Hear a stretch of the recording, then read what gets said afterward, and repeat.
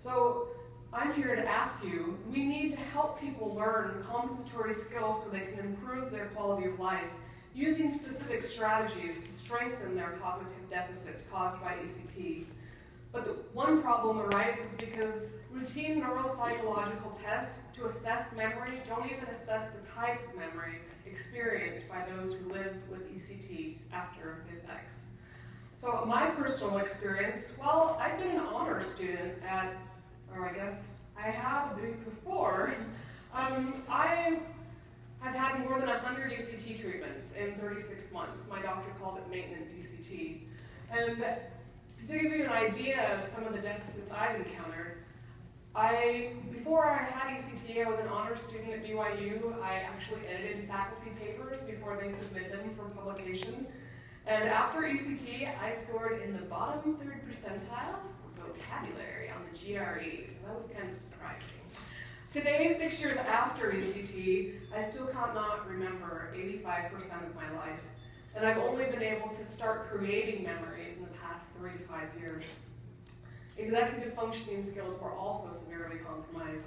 Time management, prioritizing tasks, planning, multitasking, my working memory, applying everything that I've learned to analyze situations and solve problems. Well, you get the idea. You need executive functioning to become employable. And without it, you are completely unemployable. After ECT, I couldn't remember my education or work experience. I was told my memory would come back, but it hasn't yet. You might think, well, Sarah, you had more than 100. Well, my friend is an ER trauma care nurse, and she was forced into retirement after only 8. She too became unemployable with little to no work, life, or education to rely on. Now, 8 years later, she works part-time as a receptionist. But the deficits don't stop there. I'm a third-generation San Diegan. I should be very familiar with San Diego. However, after an entire year after quitting ECT, I still needed to call my parents to get directions home. Cooking, forget about it. Pop culture, forget about it. So one of the hard things for me was I loved to read, and I'd read a sentence and I couldn't remember the line I just read to read the next sentence. A year after ECT, my doctor was telling me the reason I couldn't remember my phone number was because I used speed dial. But autobiographical memory was the most difficult problem for me, and it affected my relationships with others. Because if you think about it, all of your relationships are based on shared memories. So luckily, I met the man of my dreams about 4 years ago. He's a brain cancer survivor who's had a complete resection of a quarter of his brain.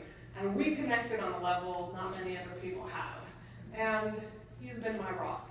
To recover, these are some of the things. The most important thing was I had to humble myself enough to be willing to always ask questions, highlight the words, look them up, define them. I got back into American Sign Language interpreting and read a lot of my journals. Grateful I have more than 30. So some of the assistive technology, I used earplugs, sunglasses, calendars with alarms and timers, recording devices, books in alternate format helped me speed up my reading, and mind mapping software, brain training apps, memory puzzles, logic games. Basically, I'm here to ignite your desire to research and help those like me who've had ECT. Thank you so much for your willingness.